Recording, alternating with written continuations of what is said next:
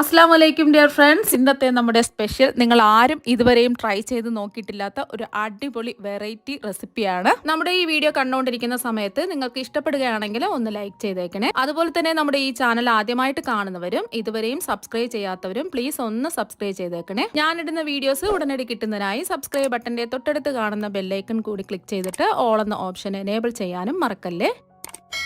Video തുടങ്ങുന്നതിന് മുമ്പ് പരിചയപ്പെടുത്താനുള്ളത് എന്റെ സ്വന്തം പ്രൊഡക്റ്റായ ഷെമീസ് മാജിക് ഹെർബൽ ഓയിലിനെ കുറിച്ചാണ്.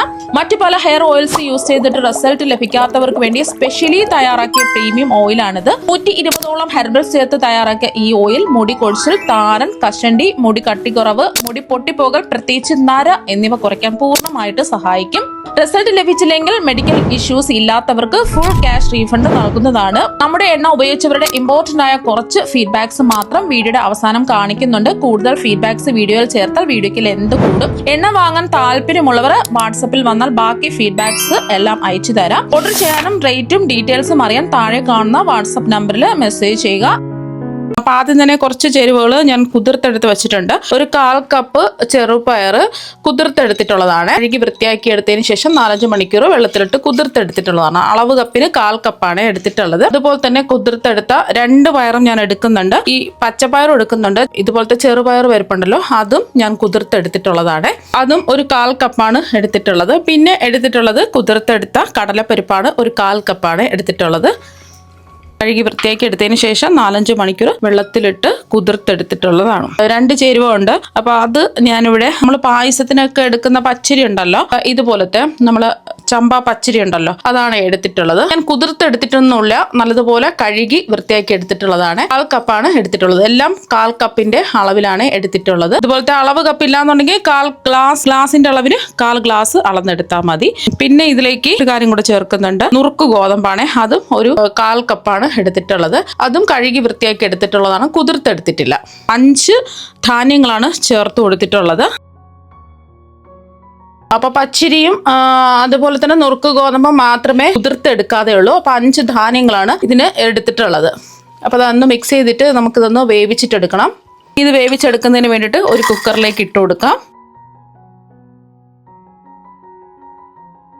പച്ചരി എടുക്കുന്ന സമയത്ത് ചമ്പ നുറുക്ക് പച്ചരി ഇല്ലാന്നുണ്ടെങ്കിൽ സാധാരണ പച്ചരി എടുത്താലും മതി. ഇനി ഇത് വേവിച്ചെടുക്കുന്നതിന് ആവശ്യമായിട്ടുള്ള വെള്ളം ഒഴിച്ചു കൊടുക്കാം.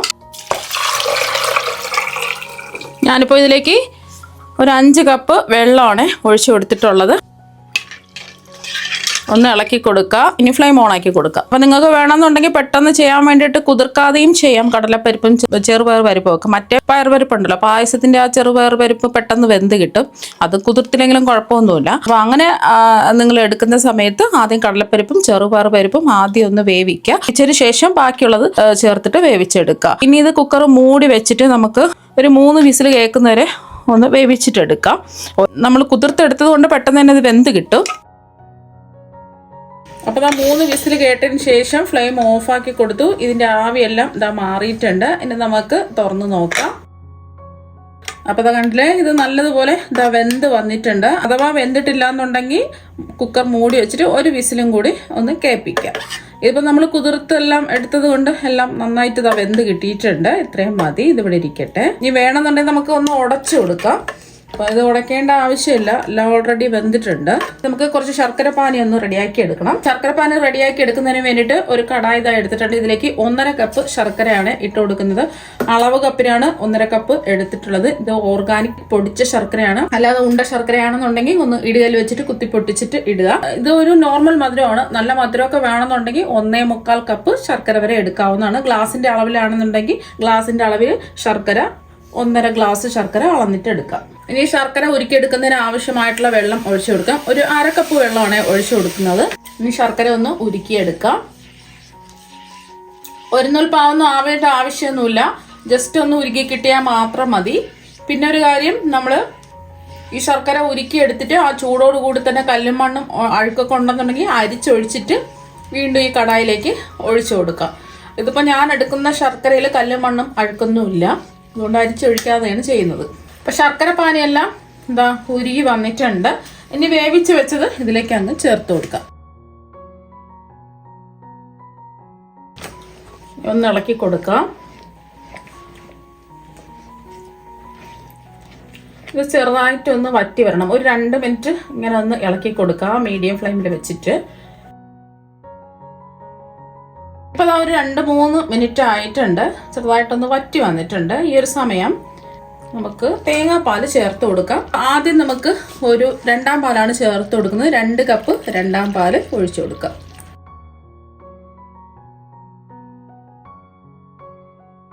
തേങ്ങാപ്പാൽ ഒഴിച്ചു കൊടുത്തതിന് ശേഷം 2-3 മിനിറ്റ് വീണ്ടും ഒന്ന് ഇളക്കി കൊടുക്കാം. ഒരു മീഡിയം സൈസ് തേങ്ങ ചിരകിയതാണ് എടുത്തിട്ടുള്ളത്. ആദ്യം നമ്മൾ ചിരകിയെടുത്ത തേങ്ങയിലേക്ക് ഒരു 1/2 കപ്പ് വെള്ളം ഒഴിച്ച് 1-ാം പാലെടുത്ത് മാറ്റി വയ്ക്കാം. പിന്നെ വീണ്ടും നമ്മൾ ആ തേങ്ങ കൊത്തിട്ടിട്ട് വീണ്ടും ഒരു 2 കപ്പ് വെള്ളം ഒഴിച്ചിട്ടാണ് 2-ാം പാല് അരിച്ചെടുത്തിട്ടുള്ളത്. മധുരം ഒന്ന് ബാലൻസ് ചെയ്യാൻ വേണ്ടിയിട്ട് 2 നുള്ളു ഉപ്പ് ചേർക്കാം. ഉപ്പ് കൂടി പോകരുത്. നമ്മൾ ഏലക്കാപ്പൊടിയാണ് ചേർത്ത് കൊടുക്കുന്നത്. ഒരു 1/2 ടീസ്പൂൺ ഏലക്കാപ്പൊടിയാണ് ചേർത്തിട്ടുള്ളത്. ഏലക്കയുടെ ആ തരി മാത്രം പൊടിച്ച് എടുത്തിട്ടുള്ളതാണ്. പഞ്ചസാരയും കൂട്ടി ചേർത്ത് പൊടിച്ച ഏലക്കപ്പൊടിയാണെന്നുണ്ടെങ്കിൽ 1 ടീസ്പൂൺ ചേർത്ത് കൊടുക്കുക. എന്നിട്ട് ഒന്ന് ഇളക്കി കൊടുക്കാം. ഏലക്ക ഉണ്ടെന്നുണ്ടെങ്കിൽ 4-5 ഏലക്ക തല്ലി ചേർത്ത് കൊടുത്താലും മതി. അപ്പോൾ ഒന്ന് കുറുകി വന്നിട്ടുണ്ട്. ചൂട് മാറിക്കഴിയുമ്പോൾ നല്ലോണം ഒന്ന് കുറുകി വരും. അപ്പോൾ ഒരുപാടിട്ട് കുറുക്കേണ്ട ആവശ്യമില്ല. പിന്നെ നല്ല കട്ടിയുള്ള 1/2 കപ്പ് 1-ാം പാലാണ് ചേർത്ത് കൊടുക്കുന്നത്. എന്നിട്ട് ഒന്ന് ഇളക്കി കൊടുത്താൽ മതി. ഒരുപാടിട്ട് തിളപ്പിക്കരുത്. ഒന്ന് ചൂടായി കിട്ടിയാൽ മാത്രം മതി. ഒരു 30 സെക്കൻഡ് ഒന്ന് ഇതുപോലെ ഒന്ന് ഇളക്കി കൊടുത്തിട്ട് നമുക്ക് ഫ്ലെയിം ഓഫ് ആക്കാം. അപ്പോൾ ഒരു 30 സെക്കൻഡ് ആയിട്ടുണ്ട്. ഇനി നമുക്ക് ഫ്ലെയിം ഓഫ് ആക്കാം. ഇനി കശുവണ്ടിപ്പരിപ്പും ഉണക്കമുന്തിരി മൂപ്പിച്ചത് ഇതിലേക്ക് അങ്ങ് ചേർത്ത് കൊടുക്കാം. വേണമെന്നുണ്ടെങ്കിൽ തേങ്ങാക്കൊത്തും കൂടെ മൂപ്പിച്ച് ചേർത്ത് കൊടുക്കാവുന്നതാണ്. ഞാൻ കശുവണ്ടിപ്പരിപ്പും ഉണക്കമുന്തിരി മാത്രമേ മൂപ്പിച്ച് നെയ്യിലെടുത്തിട്ടുള്ളൂ. 1 ടേബിൾ സ്പൂൺ നെയ്യിലേക്ക് 1 ടേബിൾ സ്പൂൺ കശുവണ്ടിപ്പരിപ്പും 1 ടേബിൾ സ്പൂൺ ഉണക്കമുന്തിരിയും കൂടെ മൂപ്പിച്ചെടുത്തിട്ടുള്ളതാണ്. ഇനി ഒന്ന് ഇളക്കി കൊടുക്കാം. നല്ല അടിപൊളി ടേസ്റ്റാണ്. അപ്പം നമ്മൾ 5 ധാന്യങ്ങൾ ചേർത്തിട്ടാണ് ഈ പായസം തയ്യാറാക്കിയിട്ടുള്ളത്. അപ്പോൾ എന്തായാലും നിങ്ങൾ ഇതുപോലെ ഒന്ന് ട്രൈ ചെയ്ത് നോക്കുക. കുടിക്കാൻ വേണ്ടിയിട്ട് നല്ല ടേസ്റ്റാണ്. അപ്പം നമ്മുടെ പായസം എന്താ ഇവിടെ റെഡി ആയിട്ടുണ്ട്. പിന്നെ വയറിന് എന്തെങ്കിലും പ്രശ്നങ്ങൾ, ഗ്യാസിൻ്റെ പ്രശ്നങ്ങളൊക്കെ ഉണ്ടെന്നുണ്ടെങ്കിൽ 1/2 ടീസ്പൂൺ ചുക്കുപൊടിയുടെ ചേർത്ത് കൊടുക്കുക. നല്ല അടിപൊളി ടേസ്റ്റാണ് കുടിക്കാൻ വേണ്ടിയിട്ട്. അപ്പോൾ നിങ്ങൾ എന്തായാലും ഇതുപോലൊരു പായസം ഒരു പ്രാവശ്യം ഒന്ന് ട്രൈ ചെയ്ത് നോക്കുക. തീർച്ചയായും നിങ്ങൾക്ക് എല്ലാവർക്കും ഒരുപാട് ഇഷ്ടമാകും. അപ്പോൾ നമുക്ക് മറ്റൊരു വെറൈറ്റി വീഡിയോ ആയിട്ട് വീണ്ടും കാണാം. താങ്ക്